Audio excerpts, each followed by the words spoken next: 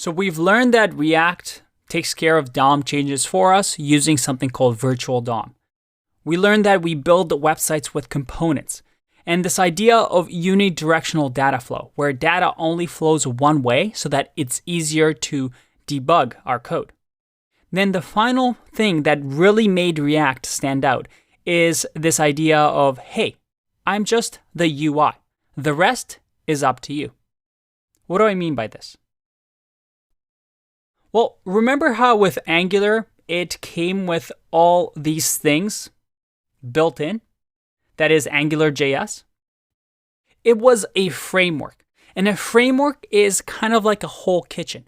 It gives the developers all the tools necessary to build an application. So if you're a cook in a kitchen, well, you get the oven, you get the knives, you get the drawers, you get the pots and the pans, you have the stove, you have everything for you, and this is how you cook, or this is how you build a website.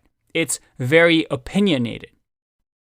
On the other hand, React said, hey, I only care about this whole idea of components and virtual DOM, and I only am going to work with the view, the user interface. Everything else that you need, well, you can just use other modules, other libraries, and mix and match and have whatever you want customized to your need. So it was a library, a UI library, which is not like a kitchen. It's more like, let's say, the stove. They gave you the stove to cook your soup on, but everything else, like knife, cutting board, spoon, well, you can pick whichever one you want. It's up to you what you use to build that soup. All we give you is this oven. And the key idea was that because it was so small, you can learn once and write anywhere. What does that mean? Well, React doesn't make assumptions about what technology stack you use. All we give you is, hey, here is this idea of components of a blueprint that we can use a massive JavaScript object to make changes. And here's also a robot that, well, interacts with the DOM and makes changes for you. But because of this, we actually are able, because it only focuses with the UI, we're actually able to move React to other places other than, well, let's say the web. For example, we now can have different robots that interact with different views, and all they need is this main React library or blueprint of how to, well, look at a JavaScript object and say, hey, change this UI. So now you could have things like React Native, and this little robot can look at this blueprint and say, change the view in a iOS app, an Android app, and although it might not know anything about the DOM, it only needs to know about views in a mobile app.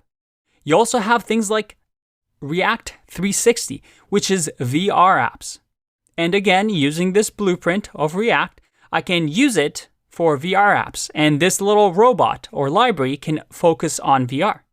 We also have things like Electron and React Desktop that allows us to build desktop applications, and they interact with Windows and Mac OS and Linux operating systems. We even have things like React Blessed that work with the terminal and the command prompt. And because of this, React was able to use this concept and have developers that originally just wrote for websites on the browser to now use the same idea and the same principles and the same JavaScript code to build desktop applications, to build VR applications, to build mobile applications. And this idea of cross-platform really took off with React.